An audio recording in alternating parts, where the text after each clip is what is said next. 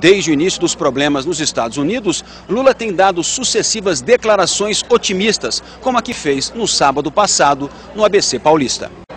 De que a crise americana, se ela chegar aqui, ela lá é um tsunami. Aqui ela vai chegar uma marolinha. Critica o excesso de otimismo do presidente. Como a receita vai despencar, é necessário que ele comece a pensar imediatamente em corte de gastos. Este economista concorda. O gasto do dia a dia, custeio, programas de duração continuada, pessoal, tudo isso vai ter de diminuir. As rádios, as emissoras de TV, a mídia em geral dá o alerta. Avisa que um maremoto de grandes proporções já foi detectado em seu epicentro e se aproxima. No entanto, o que faz a Defesa Civil, o que faz o sistema de alerta?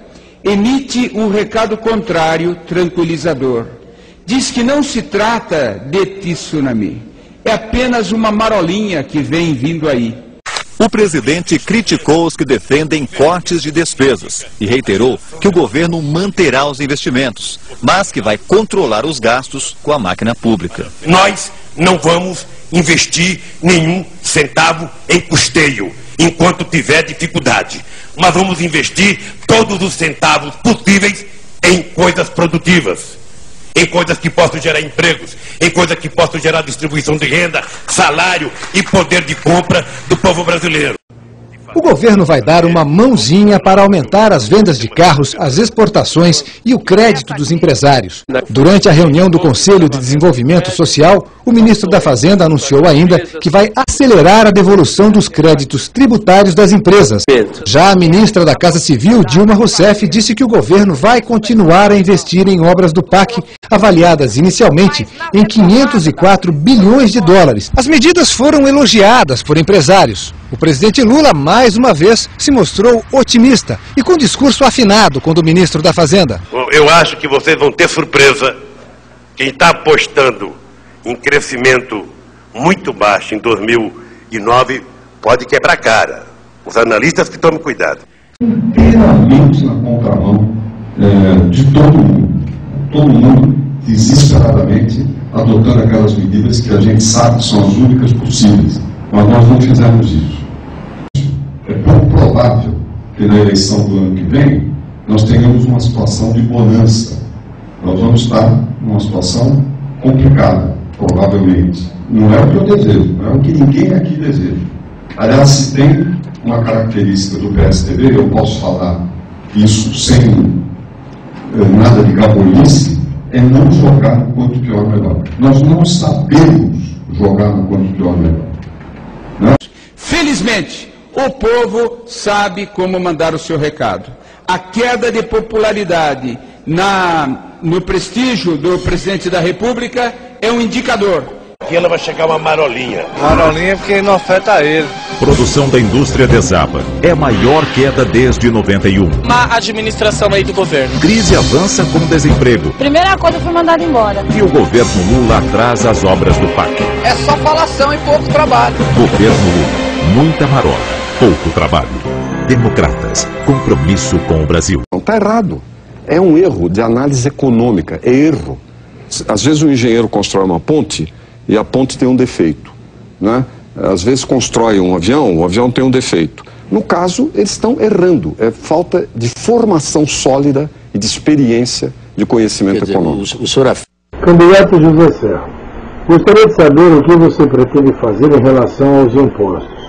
Você pretende aumentar, abaixar impostos, ou você pretende dar políticas de incentivos fiscais, que nem o PT fez quando viu a crise financeira e abaixou?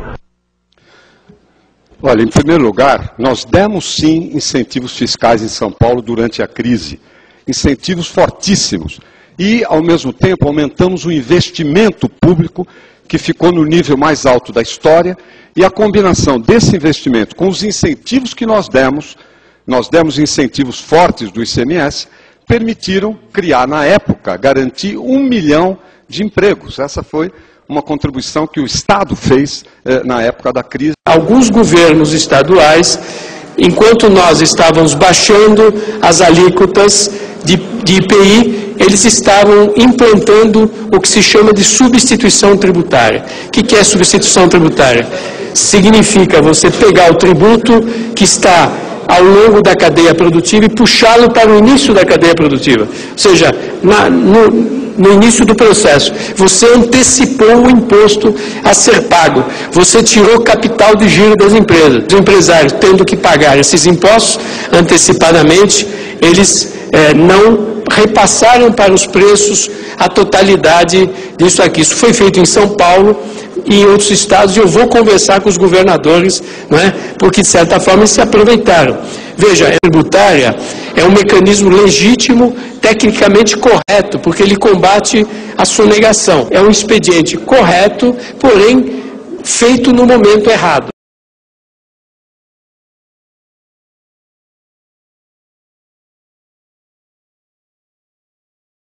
A coletiva do ministro da Fazenda, ao lado do número 1 do FMI, começou com Mantega dando um recado. A economia brasileira hoje está muito bem, principalmente no tocante aos demais países do mundo. A economia brasileira é uma das que está em melhores condições, é uma das poucas que enfrenta questões de crescimento e não questões de estagnação e de desemprego. Dominique Strauss-Kahn concordou.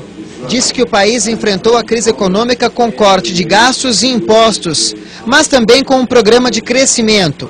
A receita, de acordo com o diretor-presidente do FMI, deve ser seguida pela Europa, que enfrenta turbulências econômicas. Para Kahn, as políticas implantadas pelo país são corretas e deveriam ser copiadas por outras economias. E quando reagiu mal. Agiu na contramão de todos os países do mundo. Inteiramente na contramão de todo mundo. Todo mundo, desesperadamente, adotando aquelas medidas que a gente sabe que são as únicas possíveis. Mas nós não fizemos isso.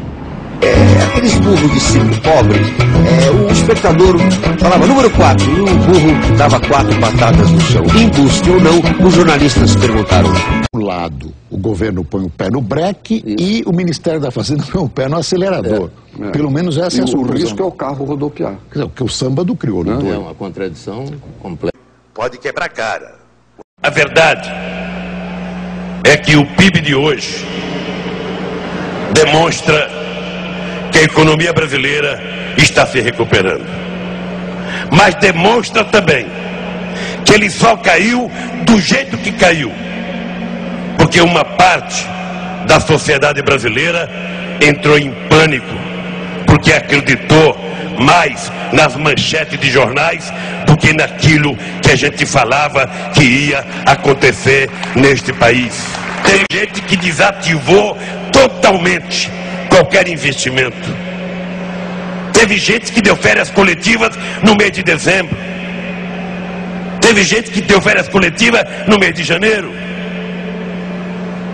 E eu acho que foi um erro de pessoas que preferiram acreditar, muitas vezes, numa mentira bem contada, do que acreditar numa verdade nua e crua que estava acontecendo. Este país realmente estava mais preparado que todo o mundo desenvolvido para enfrentar a crise econômica. O futuro presidente vai ter que enfrentar a pressão da política nacional e internacional. E vem muita pressão por aí. É por isso que eu vou votar no Serra. E me dar segurança. Porque dele eu sei o que esperar. Está errado. Vocês pensam que vocês pensam, mas quem pensa sou eu.